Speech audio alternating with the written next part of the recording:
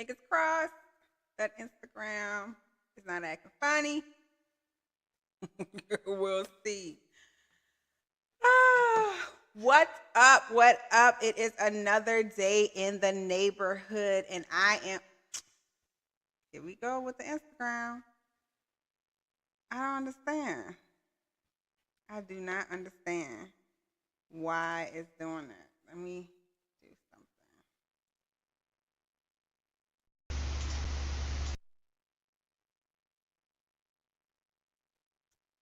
Okay, sorry, Instagram. I don't know what's going on. Why StreamYard is hating on y'all, but look, I'm here. We about to get into it.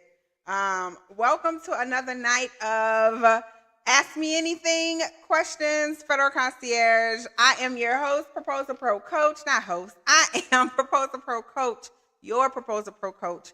And tonight we about to get into it, whether you know it or not. Now listen. All week we've been going through government contracting. All week we've been talking about different parts of the government contracting game. We've been talking about how you get started, how you break down the scope of work, how you talk to subcontractors, how you price your proposal. We've been going at it all week. Tonight we are actually going to get into the main thing most of you guys are probably wondering how this works. Prime versus subcontractor. We're going to get into how the process actually works when it comes to government contracting. There are two ways to do government contracting, and we're going to get into it tonight. But before I do that, go ahead, hit that like button. Go ahead, show me some love. Make sure you're subscribing to this channel or you're following me so that you can get notified when I go live again and again and again, because I'm going live all this week and we are breaking down everything government contracting. Once again, if you have questions, please put them in the comments because I will read the questions off at the end of the live. My lives are not long. They're usually short. So we're going to get straight into it. And whoever comes in, comes in. Once again, sorry, Instagram. I don't know why StreamYard is acting crazy. But Facebook and YouTube, you got me. So go ahead and post your comments in the chat, and on TikTok, you can go ahead and post your comments right on the comments. And if you want to go over to YouTube to watch my screen, because I will be sharing some stuff on the screen, you can go to my YouTube channel and go ahead and watch me over there. But without further ado, what is that phrase? Without further ado, I don't know. Let's get into it. So, government contracting. Most people think of it as I am going to get a government contract. I have to do the work. I have to provide the goods and service. Oh, I ain't even got my earphones on. I have to provide the goods and service, and the government's going to pay me. I have to do the work. I have to go to the site, and I have to do everything, right? So a lot of people stray away from government contracting because they think, oh, they looking for lawn care. I don't know. I can't do no lawn care. I don't have nobody to do lawn care. I don't know what to do. Or they looking for HVAC. Oh, I don't know how to do HVAC, so I guess I can't do this, right? That's not how it works, guys. Well, let me say that. Let me rephrase it. It is how it works, but that's not all how it works, okay? So there are two type of ways to do government contracting, okay? So y'all get ready because we about to break it down so y'all can understand. About to break it down. Okay, sorry. We're going to break it down tonight. So, two type of ways to do government contracting. One, you as the prime. What does that mean? Well, if you are the prime contractor, that means you are actually doing the work. Your company will hold the contract, and your employees, you or whoever else, will actually do the physical work. Now, the majority of people actually do it this way. The majority of people actually do it by being the prime, providing the goods and or service, and, doing what they got to do for the government, submitting their invoices, getting paid. That is one way to do it. So if you love what you do, oh my God, I love landscaping. I love being HVAC. I love doing trucking. I have my company. That's what my company is. If you love it, and you want to actually do the physical work for the government, that's the prime. You can do that. That is absolutely doable. You can absolutely do that. Okay?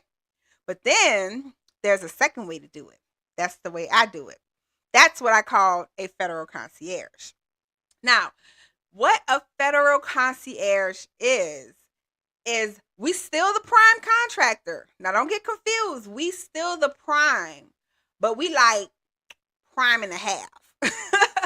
We like prime and a half. And what I mean by that is not only are we the prime contractor, meaning we are holding the contract is under our name, we're getting paid by the federal government, but we also are using subcontractors to do the service. That's why I said prime and a half, because we are the actual person the government will reach out to, but we're not doing the physical work. We're going to hire somebody else to do the physical work while we manage the contract. Now, let me explain to y'all how that works, because y'all are like, well, who gonna do that? Like, why would they do that? Everybody and their mama. That's how it works. A lot of people don't realize that subcontractors, meaning, and let me just say this, subcontractors, aka businesses that you're calling to get quotes from, those are your subcontractors. Okay? You don't have to have a special relationship. It's not a list that you sign up to. It's just the business that you're going to use to provide the service. They will become your subcontractor. Now, I will say that there are some businesses out there when you're calling to get quotes who just don't want to be the subcontractor. They want to have the contract in their own hands. They want to be in control of all the paperwork. And that's fine. If that's what you want to do, cool. All right, whatever. So they don't want to be the subcontractor, then you just move on to another business. But a lot of these companies out here, including you guys, because y'all don't even know about government contracting. A lot of them don't even know about government contracting, and they don't know that they could actually work on a government contract, because they assume the same thing you guys are assuming, that you have to have some type of certain certification, or you have to know somebody in the government to do it. That's not true. This is where we come in to educate them. Hey, if a subcontractor asks you, hey, like, how does this work? Basically, I hold the contract, my company, I'm the prime. Remember what prime is, y'all. I'm the prime. My company holds the contract. And all you have to do, subcontractor business, is do what you do best. Is do your job. Is do what the job entails. All you have to worry about is completing the project. You don't have to worry about invoicing. You don't have to worry about the paperwork. You don't have to worry about getting in contact with the government. All you have to do is do what you do best, which is complete the project. And guess what? Most of them are okay with that. Majority, I ain't going to say most. I'm going to say the majority of people are okay with that, because they don't know how to fill out a solicitation. They don't know how to submit a proposal. They don't know how to do all that. And why should they take the time to do that when you know how to do that? You could do it for them while they work with you to complete this project. Now, a lot of people are like, well, you work for me, which technically, I mean, yeah, okay, you can say that, but I don't like to say subcontractors work for me. I like to say I partner with subcontractors, because you both need each other. If it wasn't for them, I wouldn't be able to do what I'm doing. And if it wasn't for me, they wouldn't be able to get the opportunity that they're getting. So we're partnering together. Okay. So find a subcontractor. Like I said, majority of the businesses will allow you to subcontract out for them. But guess what? You don't have to do the work. You don't have to do the work. And that's really the biggest thing when it comes to being a federal concierge. So once again, for those of you just joining me, there are two types of contractors. Prime contractor, which means you are doing the physical work, you hold the contract, you doing everything, right? You are doing everything. And then there's what I like to call, what I just made up, prime contractor and a half. So you still hold the contract, you still doing the paperwork, you're just not doing the physical work. Now, which one sounds better? Go ahead, put in the comments, you guys. Which one would you prefer? Would you prefer to do all the work yourself? Now, like I said, if you have a business that is that business that needs to be done, then of course you can do it yourself. But that limits you, honestly, to just those type of contracts. Why not do other stuff? Why not branch out?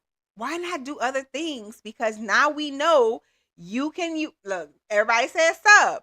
Now we know you can use other people who are willing to do the work, to just do the work. Now you can use other people to do other things for you. Sure, get a contract that's trucking. Your business can handle that. But why not go make some other money doing HVAC or delivering gas or I don't know, whatever else, buying socks and shirts and t-shirts or whatever. You can do that too. So remember, you don't have to do the work to get paid because we're going to be using subcontractors to do the work while we get paid. Now, we're going to pay them, y'all. Listen, some people do be skipping out on paying subcontractors, and that's not right. Don't do that, okay? You get money for managing the contract. Give them their money because they did the work. They actually did the work, okay? So, let's talk about what you're responsible for as a prime. And once again, if you're just joining me, we are talking about prime versus subcontracting, how government contracting works, the difference between the two different type of contractors. You got the main this is not official terminology, guys, but you got the main prime contractor, and then you got prime contractor and a half. Okay, so just know that there are two different types. You can either do the work yourself or get somebody else to do it. And me, as a federal concierge, I'm always going to get somebody else to do it. All right, so let's talk about the responsibilities of a prime contractor.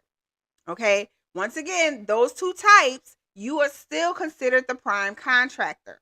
It's just you're doing different things. Okay, so as the government contractor, prime contractor, where your company is actually doing the work, you're responsible for completing the job, doing the physical labor, submitting all the invoices, filling out the paperwork, submitting the proposal, doing any modifications that need to happen, and modifications meaning in the proposal, providing all the documentation that you need, and any other administration work that requires you to talk to the actual talk to the actual COs, okay? You're doing everything. You are doing absolutely everything. And you know what? That's fine. But the second one, the prime contractor and a half, your responsibility is submit invoices, carry messages between your subcontractor and the government, coordinate, arrange, what's the word I want to use? Mitigate? Is that the word? Mitigate problems? Yeah. Your job is to run the contract. If anything goes wrong, it's your job to figure out how to make it right. You are the soundboard for the government, and you are the soundboard for your subcontractor. And you talk to each one of them separately. So the subcontractor has a problem, you bring it to the government. The government has a problem, you bring it to the subcontractor. You are the middle, as people like to say, middle man, middle woman, middle person in this equation. Okay, everybody goes through you for everything. All right, and you just only have to worry about the paperwork, submitting proposals, coordination, submitting invoice, and paying your subcontractor. And guess what? You don't have to do the work. That's the beauty of this. You don't have to do the work. Your subcontractor will do all of the work. So you're still in control, but as the prime and a half, you now have a partner, and that partner is doing all the work. Okay? So, how does the sub do the work? Are they okay with doing the work? Are they okay with getting paid in net 30s, or do you have to pay them up front? These are all questions people tend to ask, and it's valid questions. So this is how it works. We always say, however the government pays you is how you're going to pay your subcontractor. However the government pays you is how you are going to pay your subcontractor. I'm going to say that one more time. However the government pays you is how you are going to pay your subcontractor. Yes, there will be subcontractors out there who are like, you know what? I need to get paid up front. I don't believe blah, blah, blah, blah. And guess what? You have to decide. Am I going to pay this person up front? I know I'm getting the money. Do I have the money to pay up front? If you can pay them, you can if you want to. I don't recommend it because then that kind of sets a precedent like, okay, I'm always going to get paid up front. And why should you come out your pocket with money up front when the government's not paying you up front? So I tell my subcontractors who say that, which I don't even get people who say that because they know the deal, they know how it works. But if I had a subcontractor who said that, depending on what type of contract, let me say that, because sometimes they do need money up front. Construction usually needs money up front. Some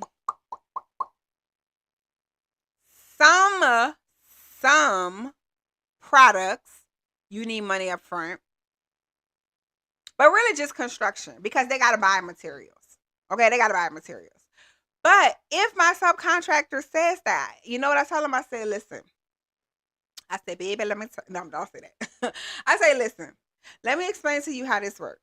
Because before I explain to you what I would explain to them, let me tell you something. If they bid it on the same contract, guess what they will be waiting to get paid? 30 days. So for them to be like, no, you need to pay me now because I'm not doing the work unless I get paid. If they was to bid on this and win, guess who's waiting 30 days? They are. And guess who's going to wait 30 days? They are. Because who's going to give up a government contract? Y'all know the government good? I mean, we assume the government is good for it. Right? Y'all know the government is good for it. So either way, they're going to have to wait. So if they kind of like get an attitude like, well, I'll just go bid on it myself. Okay, go ahead, bid on it. And guess who's still going to be waiting 30 days? You are. Okay? Because that's just how the government pays. So what I tell them is, listen, the government pays me in 30 days. We're on a net 30. They know what net 30, not everybody know what a net 30 is, but if they don't know what a net 30 is, then I'll explain it to them. The government pays me in 30 days. Now, listen, I understand. This is what I'm telling them. Listen, I understand I'm some person, you just, you may not trust me yet or whatever. This is what I'll do for you. When we win, I will show you the contract that the government signs to say that I've been awarded. I will show you the award letter. And I always do that. When we win, unless it's a subcontractor that I've worked with before and they trust me. If it's somebody that don't know me and it's my first time working them, I will send them the award letter to say, hey guys, congratulations, we won. Here's the award letter to let you know that the government has accepted a bid and that they're, planning on awarding us what we asked for. And usually when you send that, the questions, the not believing, the fear, whatever goes in their mind, it goes away. It really does. And I get it as a business. Like if somebody just randomly called you and be like, hey, Can you provide these services? But I'm not gonna pay you in 30 days. I'm not gonna pay you until 30 days later. You're probably gonna be like, what? Are you talking me? But I will show them that award letter just so that they can get a little bit more comfort. And I'm not shady. And y'all better not be shady either. Okay? Don't be shady. All right. So the subcontractor, they will do the work. Okay. And we coordinate the deal. So we set things up, we get them situated. If they got to get badges, we make sure that they, set it up where they can go get their badges. Like, we do all the behind the scenes stuff so that when they go, all they got to do is do the work. All right. So that's once your subcontractor understands how you're going to get paid. They trust you. You sign. Hey, let me say this. Okay. This is not even about this topic right now, but you sign with your subcontractor a service agreement. Y'all, stop getting with these subcontractors and not having service agreements. I'm not saying that they're going to rip you off, or I'm not saying that they're not going to complete the job or do what they're supposed to do, but you never know. You never know. Always, always, always, always have a service agreement. If you're not sure what a service agreement is, you're not sure how to write one, we use Legal Zoom, I think that's what it's called, to get the service agreement. And guess what? Legal Zoom has like a 7-day free trial. So what I do is I just go to service agreement, I download Legal Zoom. I download the service agreement, and then I'm good to go. Change what I need to change, add what I need to add, the description or whatever about the contract, and I'm good to go. Guys, let me tell you something. Do not, please, please, please, and I'm telling you this for real, because I know a lot of students do this, and they do it because they're so excited or they feel nervous of asking them, like a big company, to provide a service agreement. You want to have a service agreement set in place, and let me tell you why. The reason why you want to have a service agreement set in place is because in case something happens, you are covered. Because guess what? Remember, who's the prime? You're the prime. You're either the prime or the prime and a half, but still you are managing the contract. You are responsible for the contract. So if something happens and goes wrong, the government is going to blame you, not the subcontractor. They don't even know they don't even know they exist. They just know that work is getting done.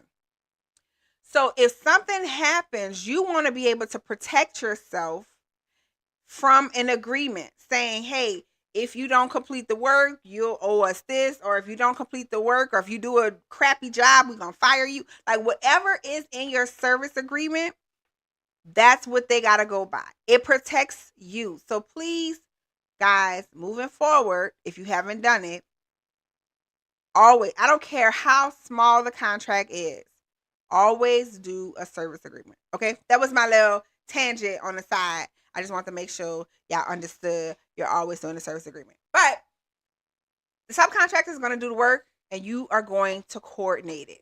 Okay?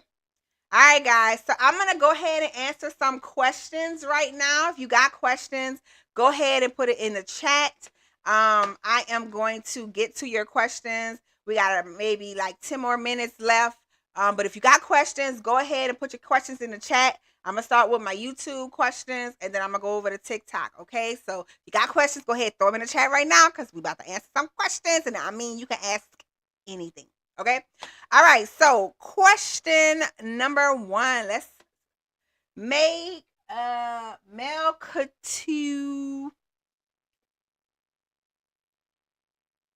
I don't know if it's male couture auto reality or I don't know. I'm just gonna call you Mel, okay? I don't know how to say your name. I'm just gonna call you Mel. Can I still bid and win a contract while waiting on my cage code? Ooh. Well, I don't really have anything to do with subcontractors, but I got you, Mel. So the question is, can I still bid and win contracts while waiting on my cage code? So the answer is you can still bid on solicitations. You don't bid on contracts, because contracts are awards. We can't bid on an award because it's already been awarded. I'm just very stickler with vocabulary, so, don't mind me. But can you still bid on solicitations while you're waiting for your cage code? Absolutely. Yes, you can. Can you win? No. You can't win until you're active in SAM.gov. But hold on, Mel, let me tell you, let me give you a little trick, okay? If you're already registered, like you already submitted the registration and you're bidding, and for some reason like you actually get awarded, or they say, hey, we want to award you this, they'll look at your SAM.gov and be like, dang, you ain't even registered, we can't even award you. What you could do is you can go to SAM.gov, call them up and be like, look, I'm about to get awarded, I am still waiting for my cage code, I need y'all to push this cage code through. And about 89% of the time, they will push it through. Sometimes the contract officers, especially if you're the only one that bid it and they really like your pricing, sometimes they'll do something, some type of magic, and push it through as well. So yes, you can still bid if you're waiting for your cage code.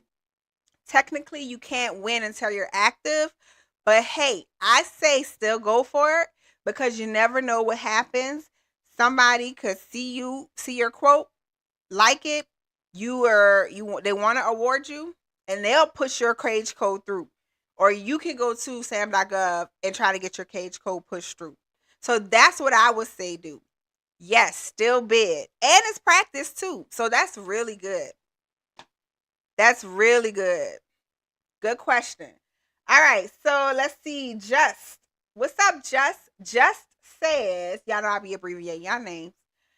Are we adding the service agreement to the solicitation or between the prime? Wait, are we adding the service agreement to the solicitation or between the prime and the sub?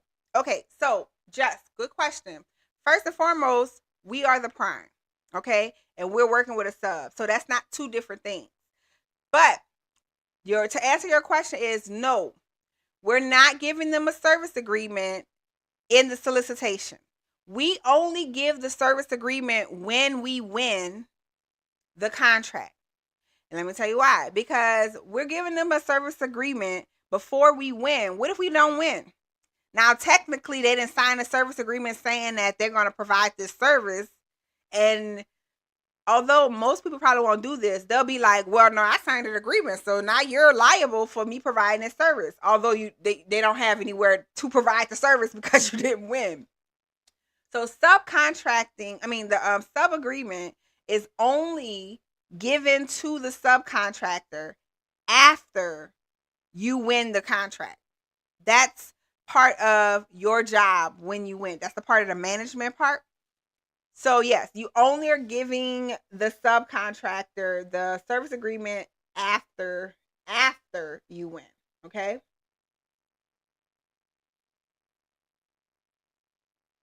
All right, let's see what other questions we got. Guys, I got about 5 more minutes, so you got questions, go ahead, throw them up. I'm scrolling through a TikTok.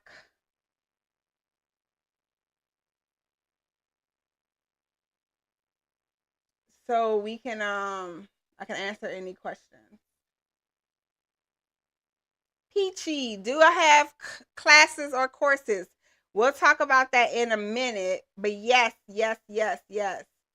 Let's see. Bark. I'm not sure what was misleading to you. If you're still here, go ahead and put it in the comments so I can address that. Let's see.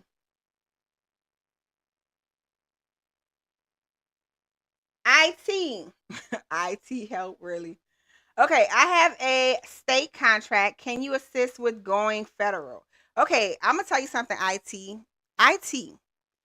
Going federal is the easiest thing ever. I was told going state contracts is harder. They ask for more stuff. The funny thing is there's no major transition. You just go after federal contracts.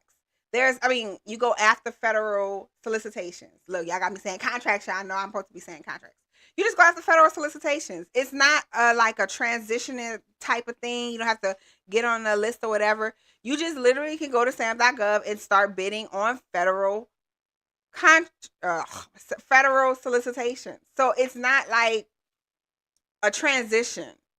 So I can assist you in knowing how to bid on them. So absolutely. But yeah, you could just switch over. Like you could do both if you want to. Absolutely. You could do both if you want to. All right, let's see. When we call a sub, do we let them know we are bidding on a solicitation if they ask? Ooh, Mel. Great. You know what? I think that's Malik. I'm just seeing that. Let me know if that's Malik. Malik Auto Reality. Or Malika. Or Malik. Okay. I be breaking people name. I be trying to say. I think it's Malik, but I'm not sure. Okay. That's a good question though. When you call a subcontractor, if they ask, see, yeah, I was right. See, why you got me? I'm butchering your name. You probably like, what? Okay, so when you call a subcontract, do you let them know we're bidding on a solicitation if they ask? The answer is yes. Because there's this, I don't know where it started, but there was this thing a long time ago where people thought subcontracting was illegal, that you couldn't do it, that it was wrong. I don't know where that came from. The government subcontracts out to us. They're not doing the physical work. They're not doing the work. So they're using us to provide the service. So what is that? That's subcontracting. The government subcontracts to us. So why most people think that you can't subcontract out to get the service done for the government? I don't know where that came from, but it's not true. Okay? It's not true. Yes, you can subcontract out the work. And if your subcontractor asks you, hey, are you bidding on a solicitation? There's nothing to hide. Most people will be like, oh no, it's for my blah blah blah blah, and they lie. Why are y'all lying? It's okay to say yes. I am bidding on a solicitation. Can you provide me a quote? And you know what most of them gonna say? Oh, okay, yeah, sure, I can provide. Or oh no, I can't. Well, we don't do that, or whatever. They're not gonna be like, oh my God, you're bidding? I'm not doing that. Well, I will admit some might say that, but it's like 1%. Okay, but yes, if they ask, don't lie. Don't be. And I feel like most people lie or get tripped up because they feel like they're doing something wrong, and you guys are not. 20 plus contracts here, right here. 20 plus contracts, and all of them subcontractors. All of them. Or people I've actually hired from my company. I was actually maybe prime 2 times where I actually provided the services. But other than that, and I've had people ask, is this for a federal bid? And guess what I say? Yeah, it's for a federal bid. And you know what they say? Okay, cool. So what do you need again? That's it. It's nothing scary. And I know, I don't know where that comes from, but I'm trying to tell you guys here tonight, there's nothing wrong with subcontracting out. And if a subcontractor asks you, is this for a federal bid? Say yes. Now, some of them be like, oh no, well, we don't want to do that. Or, you know, we want to bid ourselves. Or some of them might say, oh, we're already bidding on that. And if that's the case, then be like, okay, cool. Thank you. I appreciate it. Have a good day. And go about your business. Go to the next one. Okay. But that was a really good question. Thank you for asking that. Thank you for asking that. Okay, guys. So a couple of things else I wanted to talk to you about. So let's talk about a little bit about how it works with your profit. So your profit lives in the actual middle. We talked about profit yesterday, how to put money on top. Your profit actually lives in the middle between the subcontractor quote and what you're invoicing the government. Okay. So once again, we already talked about if a subcontractor is like, I want to get paid right now, you are going to be like, no, you're going to get paid in 30 days. And if that's not cool, I'll take this $3 million and go bring it to somebody else. I guarantee you they're going to wise up. Okay. But your money goes in the middle. All right. The subcontractor has their quote. You put your money on top of that quote. We talked about pricing yesterday, so y'all should know how to do this. You put your pricing on that quote. You submit it to the government. The government awards you. They pay you first. You pay the subcontractor and you keep everything else, okay? Your profit lives in the middle, and that's the fun part. That is the fun part. All right, so Champ, what's going on, Champ? Thank you for joining us. Once again, guys, if you're not following, please hit that follow button, hit that subscribe button, show me some love. I'm trying to get my social media up. I really appreciate the love. Okay, Champ says, if I submit a proposal without the NACS code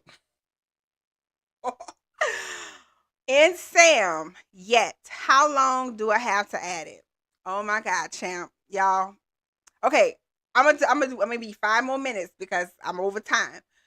Champ, that's a really good question, and I'm gonna give y'all a quick story about what happened to me when I submitted a proposal on SAM.gov and I did not have the NACS code, and what I did to change my situation, because it did affect me. Now, the majority of the times, if you submit a proposal and you don't have the NACS code, the contract officer will do you a solid and be like, hey, can you update your NACS code? They won't say that you're awarded yet, but if they're asking you to update your NACS code, that's a really good sign.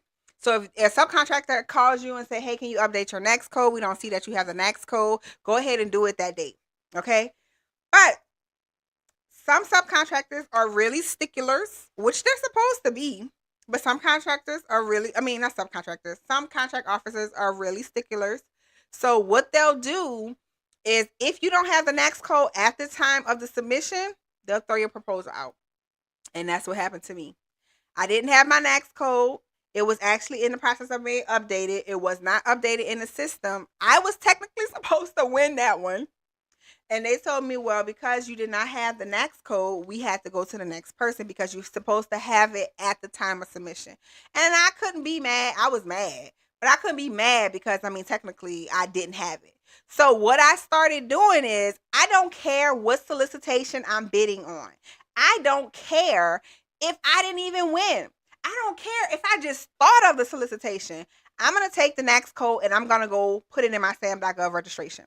I have like 300 NACS codes in my SAM.gov registration right now because I never want to be put in that situation again where I am getting ready to be awarded, but because my NACS code is not in there, they don't award me. So yes, it depends on the subcontractor.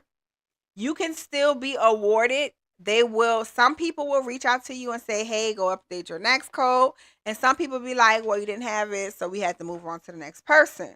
So if you submit a proposal without the NACS code in SAM, what I would do is, right after you realize you did not submit, you don't have the NACS code in your account, go update it immediately.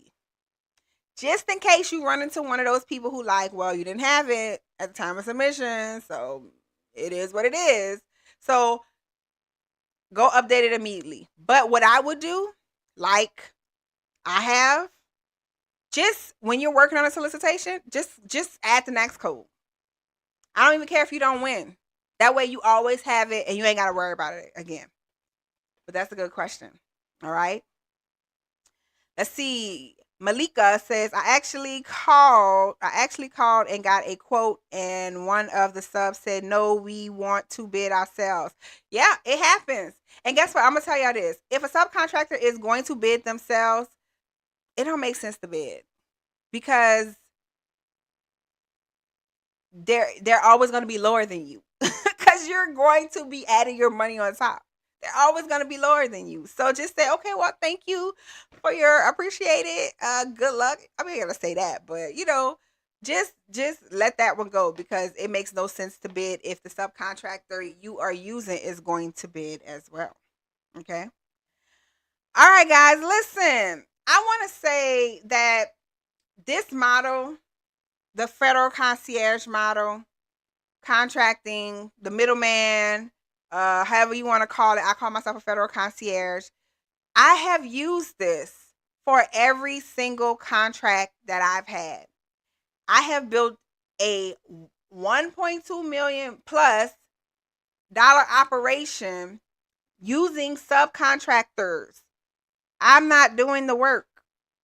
I'm not doing the work. Okay? This is how we do what we do. So anytime you watch another person who talking about government contracting and they talk about, doing subcontractors, this is what it is.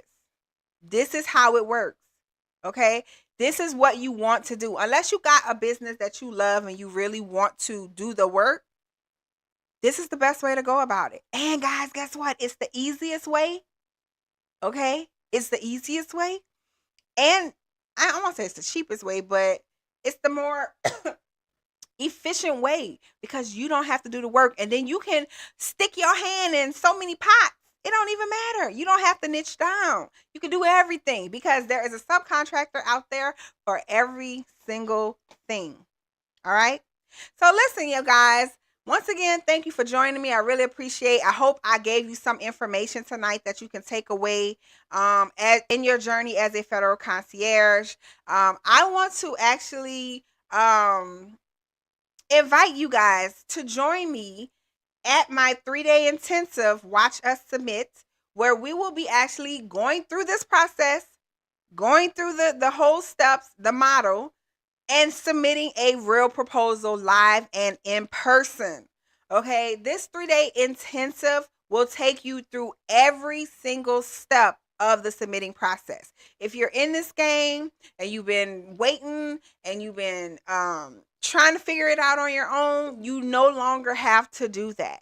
I am hosting my workshop, Watch Us Submit 3-day intensive, where you can come and you can learn how to submit in real time, calling subcontractors, finding solicitations, breaking it down, every single thing that you should be doing anyway, or that you will be doing, we're going to do live and in person. Along with me, I'm going to hold your hand the whole entire time. Tickets are on sale. You can go to theproposalproacademy.com/training to get your ticket. Okay, there are payment plans available as well, so there's no excuse. I hope to see you guys in the workshop. Before I get out of here, if there are any more questions, you guys go ahead and put them in the comments. Otherwise, I'm going to be out. I really appreciate you guys joining me. Make sure you hit that follow button, hit that subscribe button. Go to theproposalproacademy.com/training to see what I offer. If you have any questions or you want to get in contact with me, you can visit theproposalproacademy.com contact, and you can send me a message and I will get back to you as well. Okay? All right, guys. Well, have a wonderful night. Catch me tomorrow, 8 p.m. Central Time. I will be here. We will be on our last day, 7 days. I went live 7 days straight. Wait, today the 6th day? Yeah, no. Okay, I got 2 more days. 5th day right now we're on. So tomorrow I will be live as well. So make sure you hit that subscribe button, that notification bell, so you can get notified when I go live tomorrow. And we're going to be talking about something else. Come with your questions. I'm here to answer anything that you guys have, okay? All right, guys. I wish I could play my theme music, but it be acting funny sometimes. So I will talk to you guys tomorrow, 8 p.m. Central Time. Have a good night. All right, and go get that subcontractor relationship.